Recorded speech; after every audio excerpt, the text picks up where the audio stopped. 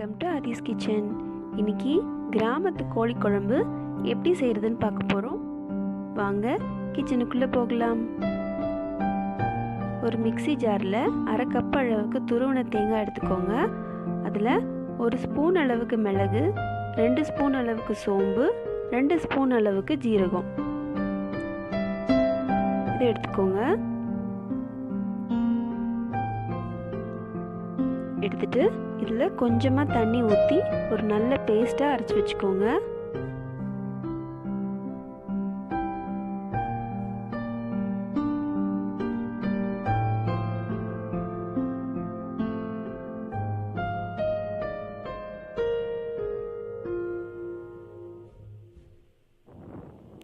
ஒரு கடாயில் 2 table spoon அளவுக்கு நல்லெண்ணெய் ஊற்றிக்கோங்க. ஊற்றிட்டு 2 ஏலக்காய், 2 பட்டை, 1 பிரியாணி இலை, ஒரு அன்னாசி பூ, 2 கிராம்பு இதெல்லாம் போட்டுக்கோங்க.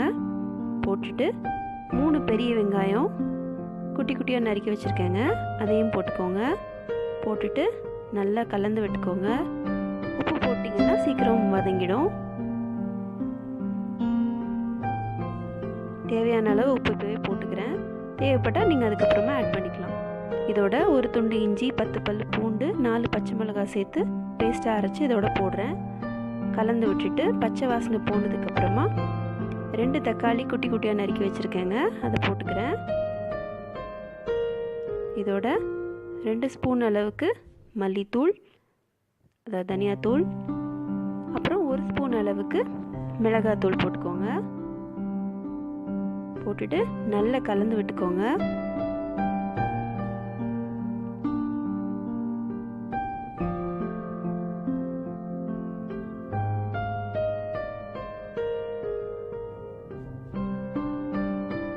இப்போ ஒரு மூடி வச்சு ஒரு 10 நிமிஷத்துக்கு மூடி வச்சிட்டிங்கன்னா நல்லா வதங்கிடும். அந்த பச்சை வாசனையும் போயிடும். அதுக்கப்புறமா 1/2 கிலோ போல் க்ளீன் பண்ண சிக்கன் இதில் போட்டிருக்கேன். மஞ்சள் பொடியும் வினிகரும் போட்டு கழுவிருக்கேன், அப்போ அந்த ஸ்மெல் இருக்காது.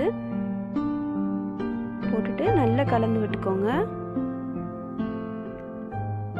எல்லா பக்கமும் உப்பு காரம் சேர்கிற அளவுக்கு கலந்து விட்டுக்கோங்க. கலந்து விட்டுட்டு ஒரு மூடி போட்டு 5 நிமிஷம் மூடி வச்சிடுங்க.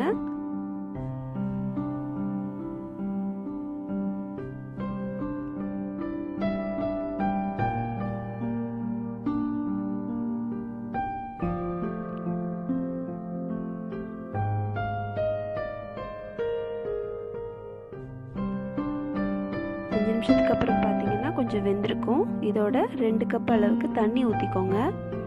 தண்ணி ஊற்றி நல்லா கலந்து விட்டுக்கோங்க.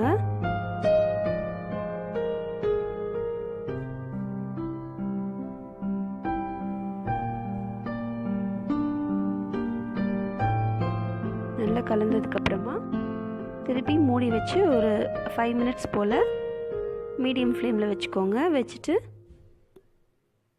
மூடி வச்சிடுங்க.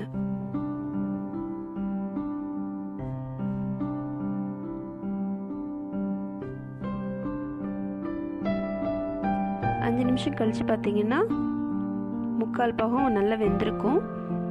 இப்போது அரைச்சி வச்ச தேங்காய் விழுது இருக்கு இல்லைங்களா, அதை போட்டுக்கிறோம். போட்டுட்டு நல்லா கலந்து விட்டுக்கோங்க.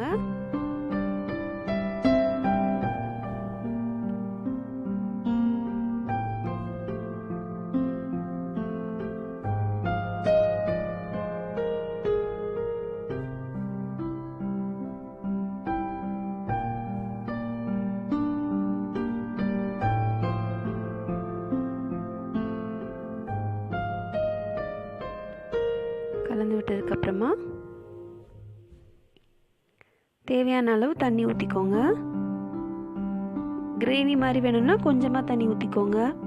இல்லை குழம்பு மாதிரி வேணும் அப்படின்னா அதுக்கு தகுந்த மாதிரி தண்ணி ஊற்றிக்கோங்க. முதல்ல கொஞ்சம் ஊற்றுறேன், இப்போ கெட்டியாக இருக்குது. ஸோ திருப்பி கொஞ்சம் தண்ணி ஊற்றுறேன் நான்.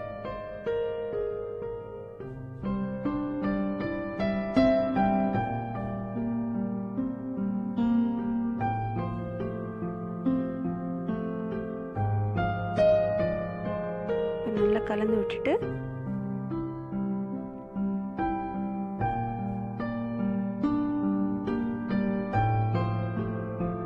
மூடி வச்சு மூடிடுங்க. 5 மினிட்ஸ் ஆகட்டும்.